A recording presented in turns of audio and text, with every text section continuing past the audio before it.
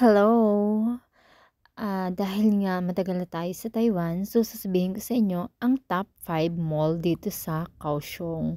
So Kaohsiung yung pag-uusapan natin ngayon kasi andito ako sa Kaohsiung. So number 1 nga dyan ang EDA. Sa mga mahihilig sa luxury, andyan na lahat. May Fendi, Gucci, MK, basta lahat ng luxury, andyan na.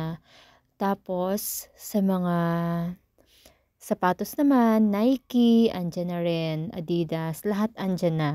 So, dyan nyo talaga mabibili yung mga kailangan nyo at mga gusto nyong ma-achieve. At ang maganda rin dyan, ay meron din dyang theme park. So, kaya talagang sobrang mag-e-enjoy ang mga bata.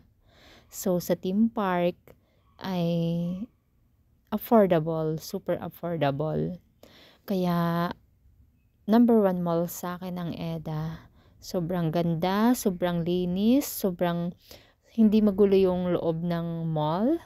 At talagang yung loob niya parang hindi siya mall. As in super ganda niya talaga. Super talaga. So, ayan nga at tayo ay pumasok sa mall. Iyan yung EDA. So, unang bumungad sa atin ang Muji. Yan.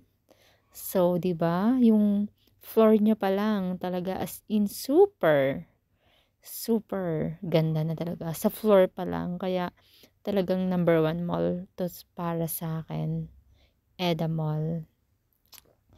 O 'yan, 'di ba? Yung camera ko niyan hindi pa gano'n kagandahan pero as in super kinang talaga ng floor. Super talaga, super ganda ng mall na 'to. Ngayon naman, dadalhin ko kayo sa mga luxury. O iyan na nga, 'di ba?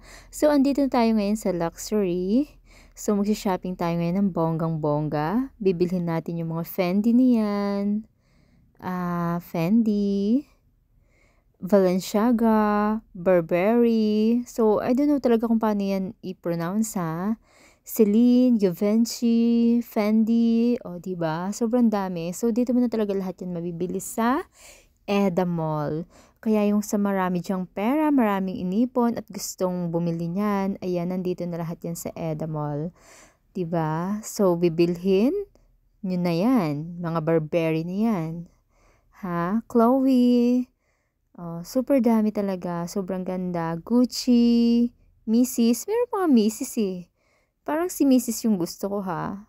Ay, Mr. pala. Si Mr. Yan. So, sana yung Mr. ngayon, matagpuan ka na ngayon 2025. Char!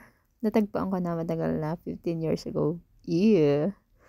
Oh, so, syempre, ayan nga, nang nag-tour ako sa loob ng mall, wala naman talaga akong binili dyan. Kasi nga, wala naman akong pangbili. Pero yung caption ko, iba. Ha, diba? So, yan. Sa mga magtutour galing sa ibang bansa, mostly sa Pilipinas, sa bansang pinanggalingan ko. So, number 1 recommended mall ko po yung EDA.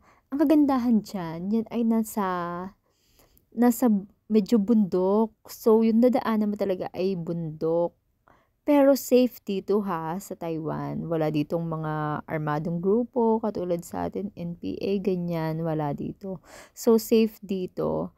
Kaya nga yung mall ay nasa bundok. Sobrang ganda ng view pag andyan ka sa EDA Mall.